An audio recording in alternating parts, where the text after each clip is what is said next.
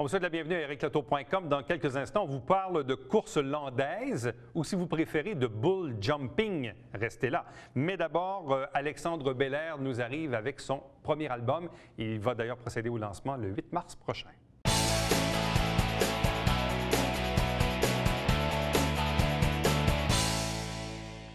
Il va procéder au lancement de son premier album le samedi 8 mars en soirée au restaurant Dorchester à Saint-Jean-sur-Richelieu. Il s'agit d'Alexandre Belair, dont l'album dit « Le temps est bon ». On va lui demander si le temps est bon. Alexandre Belair, bonsoir et bienvenue. Salut, salut. Est-ce que le temps est bon? Oui, il était temps, là, il était temps. Depuis 2 ans, je travaille sur cet album, fait que c'est un peu pour ça que le titre il est là, « Le temps est bon ». Pourquoi? Parce que le temps est bon parce que, c'est comme on dit en anglais, le timing est bon? C'est quoi, oui, c'est quoi le timing l'esprit? est bon. En fait, c'est que je me sentais prêt, là, enfin, à le présenter, après 2 ans de travail. Puis après l'avoir présenté aussi un peu partout pour le peaufiner dans des festivals, là, j'étais prêt à l'enregistrer là, pour de bon. Bon, c'est quand même une étape importante quand on est dans le domaine de la chanson. Oui. Bon, elle sait, tu as vécu l'expérience de Star Academy. S'en est suivi, évidemment, différents événements, spectacles auxquels tu as été invité. Pendant un temps, évidemment, et c'est souvent aussi la façon de se faire connaître. Comme on dit, on fait des covers, donc on chante des reprises, puis c'est tout à fait correct de le faire, mais pour l'artiste lui-même, ultimement, le désir, c'est de chanter ses propres affaires. Là. Oui, oui. J'ai vraiment l'impression là que, bien pas j'ai l'impression. En fait, je passe à une autre étape d'avoir mon propre matériel.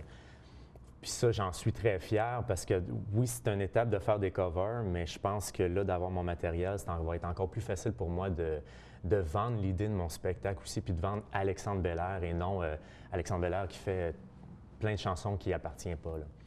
Donc, on retrouve 8 chansons sur l'album. Oui. C'est bien ça.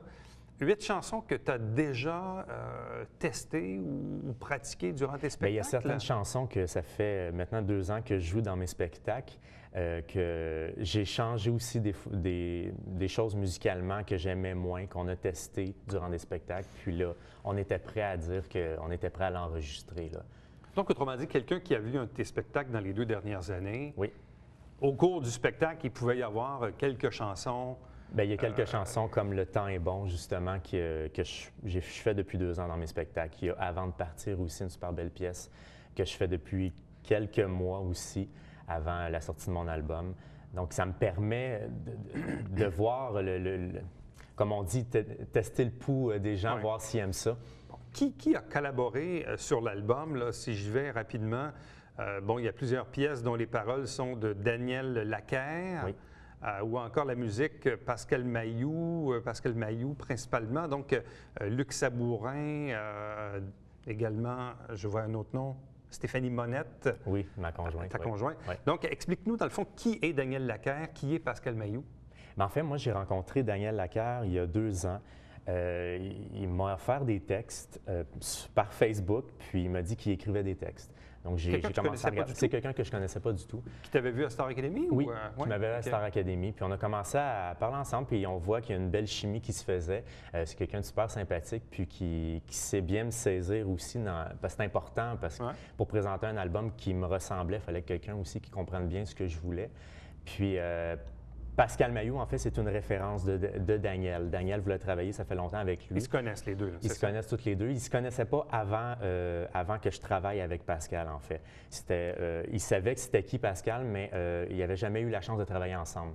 C'est grâce à l'album, en fait, qu'une fois que Pascal m'a entendu, il a voulu travailler avec moi, puis c'est là qu'on a formé l'équipe. Est-ce que Daniel et Pascal ont déjà participé également à d'autres albums avec d'autres artistes, ou est-ce que ce sont eux-mêmes des auteurs naissants, disons? Bien, en fait, Pascal Mailloux, il se trouve dans les années 80-90, a fait tous les albums à succès de Marjo. Okay. Donc, il est vraiment, dans le milieu, il est assez connu. Daniel, lui, n'a pas eu la chance encore. Il a écrit beaucoup de textes. C'est quelqu'un qui donne beaucoup de textes pour essayer de se faire voir, se faire connaître. C'est quelqu'un qui est hyper talentueux, mais qui n'a pas eu la chance encore, je crois, de se faire voir là, à sa juste valeur. Là. Bon. Tu dis que ça a pris 2 ans. Puis c'est quoi la commande que tu avais passée à Daniel et à Pascal de ce que tu voulais, de ce que tu voulais dire?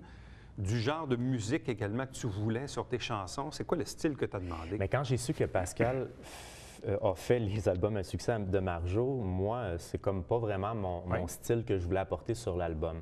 Quand il m'a montré aussi qu'est-ce qu'il pouvait m'apporter comme couleur, j'étais content parce qu'il allait chercher vraiment dans mon bag ce que je voulais. Pour le texte, la façon que je travaillais, c'est que j'avais des idées de sujets que je voulais aborder parce que j'ai des choses à dire. Même si c'est pas moi qui l'ai écrit, j'avais quand même des choses à dire dans l'album. Puis on s'est assis ensemble, j'ai dit à peu près, moi, je vois ça dans telle chanson, je veux parler de ça. Puis lui, il prenait tous ces petits bouts-là, puis il essayait de former une chanson avec ça. Mais ça a toujours été une idée en partant de moi. Après ça, lui composait là-dessus. Bon, comment s'est passé l'enregistrement? C'est assez simplet. On faisait ça dans le sous-sol chez Pascal. Il a son propre studio. C'est quand même dans les Laurentides. C'est quand même un petit bout, mais on a eu bien du plaisir à travailler ensemble, puis à peaufiner le texte, les chansons, ce qu'on voulait apporter comme couleur avec les instruments et tout ça. C'était vraiment une belle expérience. J'ai vraiment aimé ça. Bon, est-ce qu'on est dans la ballade? Est-ce qu'on est dans le rock? Est-ce qu'on est dans la pop? On est dans le pop, pop franco. Je peux pas dire rock, mais peut-être pop rock, là. Je réinvente pas la musique sur l'album. On entend. En fait, c'est la musique qui passe à la radio puis à la télévision. C'est pas moi qui va réinventer la musique sur cet album-là. Mais il y a beaucoup de belles ballades. Je crois que les gens, en tout cas, qui me connaissent bien, qui aiment ce que je fais, vont être servis avec l'album, c'est sûr et certain. Bon, évidemment, on est dans le monde de la musique, donc on le sait, c'est parfois complexe là, de faire son entrée dans les radios commerciales, les radios musicales. Est-ce que tu as un distributeur, une maison de disques, une gérance? Bref, c'est quoi ton plan de match? Là, une fois que tu as sorti l'album, ça va, mais évidemment, l'objectif, c'est de le pousser, c'est de le vendre, de le rendre accessible sur iTunes. Je ne sais pas, mais comment ça fonctionne après ça? Bien, présentement, en fait, l'album, il faut savoir que c'est une autoproduction. C'est vraiment moi qui ai tout réalisé au complet, l'album monétairement. J'ai pas de production derrière moi. J'ai une équipe de personnes qui s'occupent de moi depuis quelques temps, qui est toujours ma conjointe, bien sûr, mais j'ai des amis qui se sont plus impliqués avec moi pour m'aider à pousser l'album. Ma conjointe, la semaine dernière, a commencé à faire de porte en porte les radios pour pouvoir essayer de pousser, que ça tombe dans les bonnes mains, puis qu'on ait la chance que ça passe à la radio, parce que c'est hyper complexe et compliqué, puis c'est toujours beaucoup d'argent en jeu. On essaie de passer par une autre porte. On va voir ce que ça va donner. Pour la distribution, il va y avoir la distribution numérique qui va sortir dans quelques mois, dans 1 mois et demi à peu près. Je fais affaire avec Distribution Select qui devrait tout faire ça pour iTunes et Archambault. Ça va sortir numériquement. C'est comme ça que ça fonctionne? Il faut faire affaire avec un distributeur pour pouvoir... Oui. Je pourrais le sortir chez Walmart et compagnie, mais c'est pas ce que je veux pour l'instant. Ça serait peut-être trop compliqué. Si on peut dire, je ne suis pas assez connu pour pouvoir aller m'aventurer dans ce monde-là. Mais dans le monde comme iTunes ou Archambault, je ne sais pas, ça prend une porte d'entrée pour être capable de pousser son matériel? Pas vraiment, en fait. C'est que tu appelles cette compagnie-là, ils écoutent ce que tu fais. S'ils aiment ça, ils sont prêts à vouloir te distribuer. Puis après ça, ça se fait quand même assez facilement. C'est juste un processus qui est long. Bon. Évidemment, ça va te mener où tout ça? Parce que, bon, là, tu as quel âge maintenant? 27 ans. 27. Star Academy, ça remonte à 2 ans à peu près? Presque 3 ans. Presque 3 ans maintenant. Je ne sais pas si tu es curieux. Est-ce que tu regardes un peu le concours de la voix? Je ne sais pas comment tu vois ça, là. Parce qu'on dirait qu'à chaque année, quand c'est pas Star Academy, c'est la voix. On nous pousse des nouveaux artistes. Il y en a qui vont rester, puis il y en a qui vont tomber dans l'oubli, puis bon, ainsi de suite. C'est ça le côté ingrat de ce métier-là. Comment, toi, tu vois l'avenir à partir du moment où, là, tu lances ton premier album? C'est sûr que les émissions, je ne le cacherai pas, ce type d'émission-là, moi, c'est quelque chose que j'aime beaucoup, mais en même temps, c'est pas quelque chose qui est très, très bon aussi parce que il y a un gros bassin, ça ne l'arrête pas, puis nous, on disparaît tranquillement, même si on travaille. J'ai l'impression des fois de donner pas assez, mais je travaille énormément pour essayer de rester où ce que j'étais, mais c'est sûr que c'est très dur parce qu'il y a toujours un bassin qui revient tout le temps avec des nouveaux artistes. Mais moi, mon intention pour l'album, pour ma part, c'est d'essayer de le présenter dans les festivals. C'est sûr que quand tu as ton propre matériel, c'est plus facile. Tu es vu d'une autre façon aussi que quand tu fais des covers. Donc, moi, c'est de faire plus de festivals possible, d'aller le présenter devant les gens, de me faire voir le plus possible pour pouvoir que les gens achètent l'album puis qu'ils essaient de découvrir peut-être autre chose que ce qui passe présentement à la radio et à la télévision. Oui. Parce que c'est curieux, la semaine dernière, on recevait Valérie Lahaye qui disait, dans le fond, je me suis inscrite à la voix pour deux raisons. Un, c'était sa grand-mère qui l'avait poussée. Mais elle disait, les gens pensent que je ne suis qu'une pianiste, alors que la voix, c'est un concours d'interprétation. Mais elle dit, en même temps, moi, je veux pousser mes chansons comme auteur, compositeur, interprète, mais tant que les gens ne savent pas que je suis capable de chanter, je ne peux pas pousser mes propres chansons. C'est un peu comme le chemin, à l'envers. Mais je pense qu'aujourd'hui aussi, où ce qu'on est rendu, c'est le fun, puis c'est plate en même temps, ça dépend comment on le voit. Mais je pense que si tu ne passes pas dans ce type d'émission-là, c'est très dur de percer. Il faut que tu passes par la télévision ou la radio pour que les gens prennent la peine de soit aller t'écouter ou acheter ton album. C'est ça. Mais il en reste que la finalité dans tout ça, à partir du moment qu'on sait que tu es capable de chanter, ultimement, c'est d'avoir son propre matériel. Oui, ça c'est sûr et certain. C'est beaucoup plus facile. Et c'est la première porte qui est dure à traverser parce que parfois je me dis, Sylvain Cossette n'est pas devenu Sylvain Cossette du jour au lendemain. Même chose pour Bruno Pelletier, puis France d'Amour, puis Don Bigra, on peut tous les nommer. Là. Il y a eu quelque chose en quelque part qui a fait qu'il y a eu une rampe de lancement qui a fait en sorte que ces artistes-là, après leur premier, deuxième ou troisième album, évidemment, la planète s'est ouverte pour eux. Là. Puis je parlais justement à une autre entrevue dernièrement, puis je me disais, j'ai fait dernièrement On connaît la chanson. Il y a eu 350 participants. J'ai été choisi dans les 10 pour aller faire l'émission. Une semaine avant que j'aie l'appel pour faire l'entrevue, ils me rappellent pour me dire que je ne le fais pas parce que finalement, ils ne savent pas quoi faire avec mon type de voix et mon type de personnalité. J'ai une belle personnalité, j'ai une bonne voix, mais ils ne savent pas quoi faire comme concept d'émission. Encore une fois, là, j'avais l'impression qu'une porte, ça referme. J'étais encore proche de mon but, mais bon, ça ne fonctionne pas. La voix, il y a 2 ans, il s'est passé la même chose. J'ai passé quand même très proche d'être choisi puis de faire l'émission. J'ai été dans les 140, j'ai passé à 2 cheveux, pas d'être choisi, mais presque, parce qu'il n'y avait plus de place dans les équipes. Fait qu'à chaque fois, mon timing n'a pas été encore là. En même temps, tu peux être choisi, puis le soir même, tu peux ne pas être choisi. Non, ça, c'est sûr. Ou tu peux être choisi, puis la semaine d'après, tu pars parce que tu as perdu le duel. Oui, ça, c'est sûr et certain. Donc, ça est très... c'est éphémère, là. C'est ça. Faut que tu saches bien te servir de la visibilité qu'ils vont te donner aussi. Donc, ça dit, le temps est bon. Le temps est bon, Le temps est bon, Alexandre Belair. Merci beaucoup. Donc, lancement le samedi 8 mars en soirée au restaurant Dorchester à Saint-Jean-sur-Richelieu. Merci, bonne chance. Merci. Restez avec nous puisqu'au retour, on vous parle de bull jumping.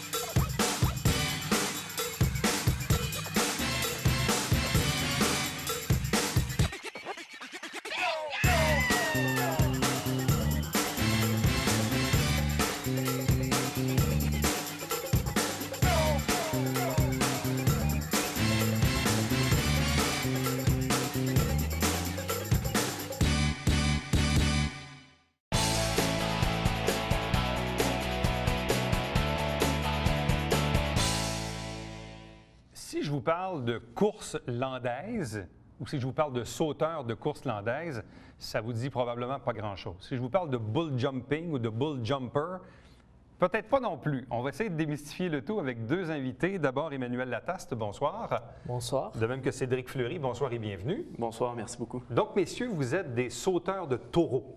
Vous êtes des bull jumpers, comme on dit en Amérique du Nord, c'est bien ça? Oui, c'est bien cela. Mais exactement. Ça origine d'où, ça, Emmanuel? Alors, c'est un sport qui est originaire de mon pays, donc de la France. C'est un sport qui se pratique dans le sud-ouest de la France. Donc, la France est divisée en régions, l'Aquitaine. Donc, moi, je vis dans la région Aquitaine et je vis dans le département des Landes. Et donc, dans le département des Landes, il y a un sport typique qui s'appelle la course landaise et qui consiste à lâcher une vache de combat ou un taureau de combat dans une arène et seule. Et lorsque cette bête est isolée, elle va vouloir nous foncer dessus. Et en nous fonçant dessus, il y a la première spécialité, la première chose qui a été faite, eh bien, c'est de faire une figure au-dessus. C'est de sauter au-dessus du taureau ou de sauter au-dessus de la vache. Et puis plus tard dans le temps, il est arrivé une deuxième figure qui s'appelle l'écart. C'est un jeu de feinte, c'est-à-dire j'absorbe la charge de la bête et au dernier moment, je pars d'un côté, la bête devrait théoriquement venir avec moi et dans un jeu de, comment dire, en creusant mes reins, la vache va passer dans le creux de mon dos. Ça s'appelle écarter la bête ou sauter quelle est la différence avec ce à quoi on est habitué, notamment émanant de l'Espagne avec les toréadors, les drapeaux rouges et tout le kit là? C'est quoi la différence, Cédric? Bien, c'est sûr qu'en Espagne, eux vont jusqu'à la mise à mort du taureau. Ouais. Donc, c'est vraiment une tradition qui va jusqu'à la mort, donc dans l'affrontement. C'est un petit peu une rivalité qu'il y a entre le toréador et le taureau. Là, c'est le même bétail en course landaise. C'est exactement le même bétail, sauf que la différence de la corrida, c'est que ce bétail a une réputation, donc une carrière. C'est vraiment le même bétail qui peut être réutilisé par sa bravoure, on pourrait dire un peu quand même. Ouais. Par sa bravoure, ce bétail peut avoir une carrière. D'ailleurs, il y a même certaines qui ont eu une carrière de 15 ou 16 ans. pour les vaches. Ouais. Bon, si on dit que bon, la course landaise, ça vient du sud-ouest de la France, ou à la limite dans le nord de l'Espagne, si on veut, Oui. presque, Enfin, qu'est-ce qui fait qu'un Québécois s'intéresse à la course landaise? Ah, ben là, ça a vraiment été des coïncidences. Ici au Québec, moi, je faisais un petit peu de rodéo, vraiment pas grand-chose en tant qu'amateur. Et c'est en voyageant que j'ai rencontré quelqu'un qui, lui, j'y raconte mon histoire, rodéo, Québec, tout dans une discussion. Il me dit, nous, dans les Landes, on saute par-dessus les vaches hollandaises. Ouais. Quoi? Donc, avec photo à l'appui, j'ai dit, c'est complètement extraordinaire, je vais venir voir ça. Je suis allé dans les Landes, j'ai été vraiment super bien accueilli. Et c'est là que j'ai rencontré Manu, qui m'ont montré vraiment l'entraînement, parce que derrière tout ça, il y a quand même un entraînement physique hyper professionnel. Et j'ai débuté avec cette équipe là-bas. Et pourquoi ici, en Amérique du Nord, on parle de bull jumping? Eh bien, le bull jumping est pas né tout à fait en Amérique du Nord. Il est né lors d'une soirée un petit peu arrosée dans la France du Sud, on va dire. Voilà. Et on a dit, Cédric, tu es le premier Canadien à être venu sauter des vaches et des taureaux aussi chez nous. Et pourquoi nous, on n'irait pas sauter des taureaux de rodéo chez toi ? Donc, après cette soirée-là, il s'est écoulé une période quand même de 2 ans et demi dans laquelle on a posé l'idée, on s'est dit comment on pourrait le faire, avec qui on pourrait le faire, qui pourrait nous accueillir, qui pourrait nous héberger. Et un jour, après que Cédric ait envoyé de nombreux mails à un festival que nous avions ciblé, on va dire, pour essayer de rentrer en contact avec eux, c'est le Festival Western de Saint-Tite. Ouais. Le Festival Western de Saint-Tite nous a dit, écoutez les gars, si vous voulez, on vous donne une chance, venez et on va voir ce qu'on peut faire. Et là, vous l'avez fait quoi, en septembre dernier? C'était en septembre dernier. Donc, on a eu la chance ils nous ont accueillis le mercredi, qui est une soirée un peu plus privée. Ouais. Donc, où ce que c'est des gens, c'est local. Donc, c'est pas cette ambiance qu'on connaît du Festival Western très festive. Donc, on était dans une ambiance un peu plus locale et des sponsors, etc. On est rentré dans l'arène et à notre sortie, le directeur du rodéo de Saint-Tite nous a convoqués dans son bureau parce qu'il n'avait jamais vu la foule réagir autant. Okay. Donc, ça a été hyper positif pour une première expérience à Saint-Tite. Ça s'est super bien passé. Le taureau, l'équipe, parce qu'il faut le soutien aussi des clowns dans l'arène. Ouais. Les clowns ont été vraiment super bons. Le taureau a été super bon. Et les étoiles ont vraiment été bien alignées. On a pu participer à la plus grosse soirée, donc le samedi soir, au Festival de Saint-Tite. Ouais. C'était pas prévu, mais il a dit, écoute... on n'a pas le choix, on vous garde. Il faut présenter ça à notre public de Saint-Tite. Et c'était quoi la réaction du samedi devant le public?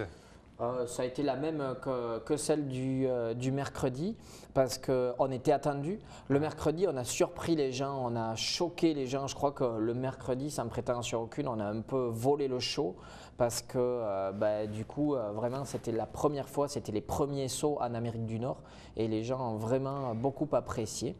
Et le samedi, du coup, on était attendu parce que du mercredi au samedi, il s'est beaucoup parlé de nous et on a été attendu et vraiment bien reçu. Bon. C'est dangereux. C'est dangereux. Particulièrement. Est-ce que c'est plus ou moins dangereux qu'un toréador qui agite un drapeau rouge? Quand on est face à la bête, là?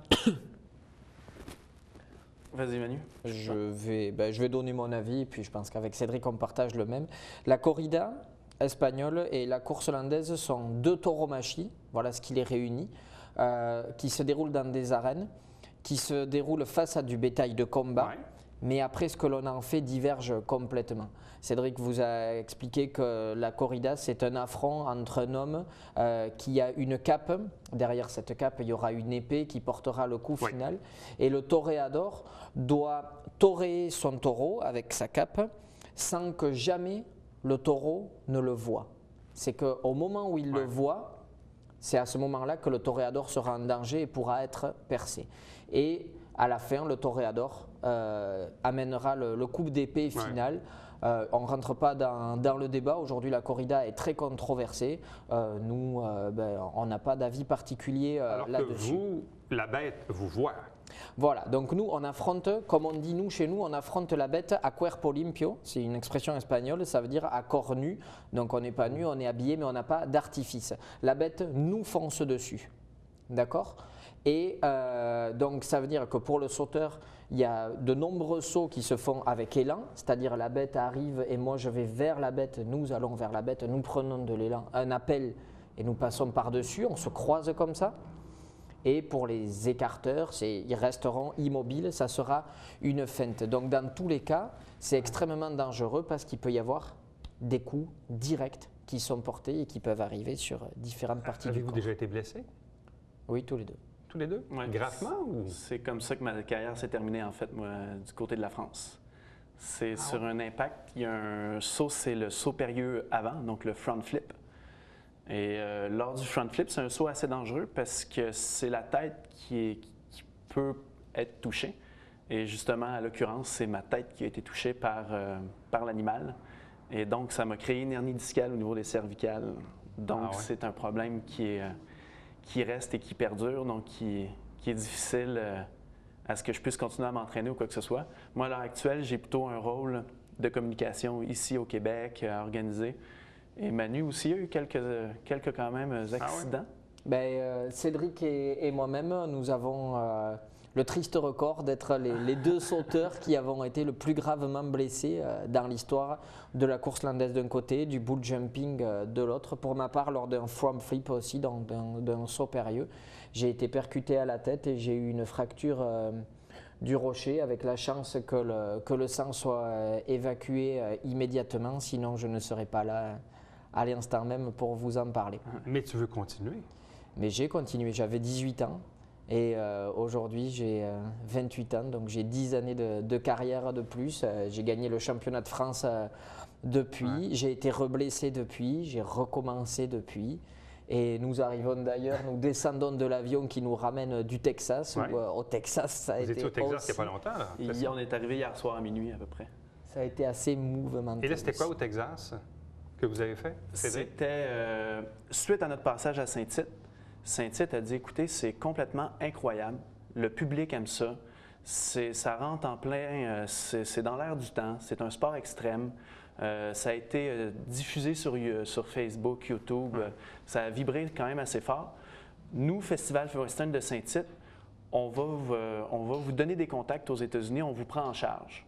Donc, suite à ça, effectivement, ça a marché. Ils nous ont branchés à Mesquite, qui était les semi-finales du plus gros rodéo aux États-Unis, au Texas. Et toi, Cédric, tu es toujours impliqué dans l'entreprise familiale à Marieville, c'est ça? Oui, exact. Avec Rougier, donc le foie gras de canard, c'est bien ça? Exact, oui. On fait du foie gras de canard juste à côté, ici à Marieville. Les fermes sont à Carignan. Puis on travaille principalement sur Montréal et les États-Unis également. Et là, la famille a dit quoi quand tu as décidé de faire le saut en course landaise? Oui, bien la famille, je ne sais pas s'ils étaient vraiment conscients. Parce que comme on disait tantôt, tant qu'on ne l'a pas vu, on n'est pas vraiment conscient. Ils sont pas sur des taureaux. Bon, OK. Donc, ça a été en plus la réaction un peu du public à Saint-Tite. Et une fois qu'ils sont venus me voir, non, ils ont apprécié. Ils ont trouvé ça le fun, puis j'étais bien encadré. Est-ce que j'ai compris que parfois vous faites des sauts avec les pieds attachés? C'est ça. Il y a toute une gamme de sauts avec élan et il y a un saut qui se fait traditionnellement avec les pieds dans le béret français. Alors je dirais même le béret gascon, puisque moi là où je vis c'est la Gascogne. Et on se met donc les deux pieds dans un béret, c'est une coiffe, le béret ronde, et on s'attache les jambes avec une vieille cravate. Ah oui, quand même. C'est un saut avec ce qu'on appelle, nous, de la détente sèche. Bon, ben, on va souhaiter longue vie au bull jumping et longue vie à vous deux. Et au bull jumper, surtout. Oui, au bull jumper surtout. On peut nous suivre sur... Vous avez une page Facebook? Oui, maintenant, c'est la page Ils ont mis Facebook. le lien d'ailleurs. OK, Ouais. excellent. Donc, on voit l'évolution du projet. Merci beaucoup. Merci à vous. Restez avec nous au retour, le Babière quotidien.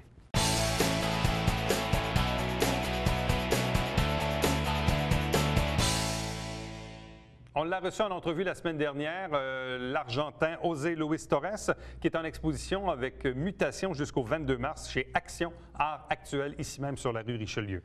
À chaque semaine, on vous présente notre émission sur les extraits du Conseil de ville, Saint-Jean-sur-Richelieu. Vous avez la grille horaire à l'écran. Également, ne pas manquer tous les dimanches matins, 9h30 en direct, 3 500 $ en prix. C'est le Télé-Bingo. Il y a une trentaine de dépositaires sur le territoire des MRC au Richelieu et Rouville pour vous procurer vos livrets de bingo. Rendez-vous demain. Bye bye.